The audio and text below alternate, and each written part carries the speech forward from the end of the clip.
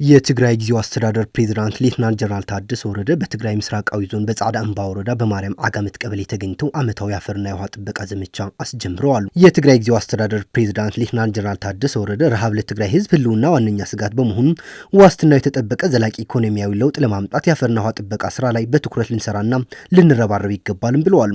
በትግራይ ምስራቃዊ ዞን በጻዕዳ አምባ ወረዳ በማርያም አጋመት ቀበሌ በዝግጅቱ ላይ ተገኝተው ንግግር ያደረጉት ፕሬዝዳንት ታደሰ ወረደ በምዕራብ ትግራይ ዞን እና በሰሜን ምዕራብ ዞን አንዳንድ አካባቢዎች በስተቀር በሁሉም የትግራይ አካባቢዎች የአፈርና የውሃ ጥበቃ ዘመቻዎች መጀመራቸውን ተናግረዋል። ምንም እንኳ ዘመቻው በጦርነቱ ምክንያት ቢቆምም ዛፎቹ ቢወድሙም ህዝቡን ለማንቀሳቀስ ስራ እየሰራ መሆኑና በጦርነቱ የወደሙትን ደኖች ወደ ነበሩበት ለመመለስ በትኩረት እየሰራ እንደሆነም ተናግረዋል። የካቲት 2 ሎም መዓልቲ ትግራይ ሙላ ዜካ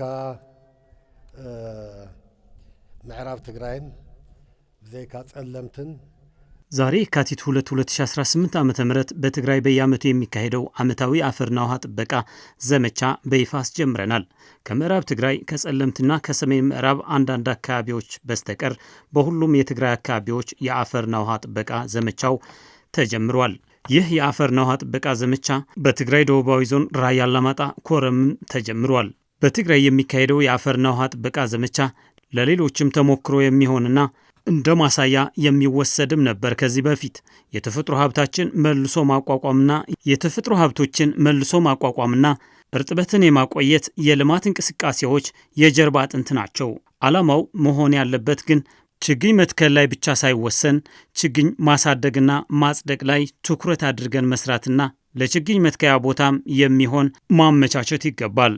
በዚህ ዓመት በግብርና በማኑፋክቸሪንግና በሌሎች የልማት ተግባራት ላይ ትኩረት አድርገን እየሰራንም እንገኛለን።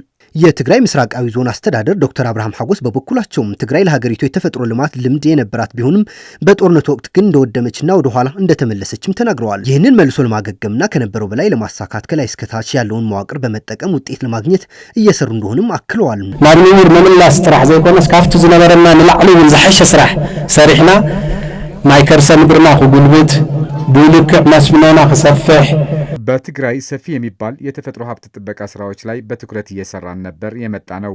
በጦርነቱ ወቅት ግን የትግራይን የተፈጥሮ ሀብት ወድመዋል፣ ወደ ኋላ እንዲመለስም ተደርገዋል።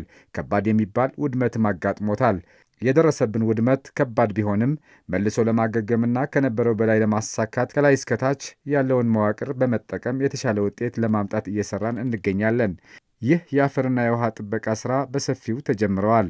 የተተከሉት ችግኞችም በመንከባከብ ደረጃ ላይ የተሻለ ስራ እንደተሰራም አረጋግጠናል። የጻዕዳ አምባ ወረዳ ኢኮኖሚ ዘርፍ ኃላፊ አቶ ኃይለ ሐጎስ በበኩላቸው የአፈርና ውሃ ጥበቃ ዘመቻ የአፈር መሸርሸርን ለመከላከል ብቻ ሳይሆን ዘላቂ የግብርና ገቢን ለማስጠበቅ አስፈላጊ መሆኑን ተናግረዋል። ተሰሪዕን ኩለን 12 ጣቢያ ቀዳማይ ስለዝወጻኹም በ12 ቀበሌዎች የተሰራው የአፈርና የውሃ ጥበቃ ዘመቻ የሚያኮራና የሚደነቅ ነው።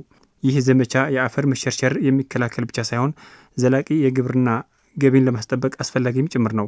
ስለዚህ አፈሩ ከመሸርሸር ከማዳን ባለፈም አካባቢው ለም መሬት እንዲሆን ትልቅ አስተዋጽኦ አለው። የማርያም አጋመት ቀበሌ ህዝብም ለአፈርና ውሃ ጥበቃ ዘመቻ ፕሮግራም ስኬት አስተዋጽኦ እንደሚያደርጉም ገልጸዋል። በትግራይ በየዓመቱ የሚካሄደው የተፈጥሮ ሀብት ጥበቃ ዘመቻ ዘንድሮ ከዛሬ ቀን የካቲት 2 2018 ዓ.ም ጀምሮ በዘመቻ መልክ በይፋ ተጀምሯል።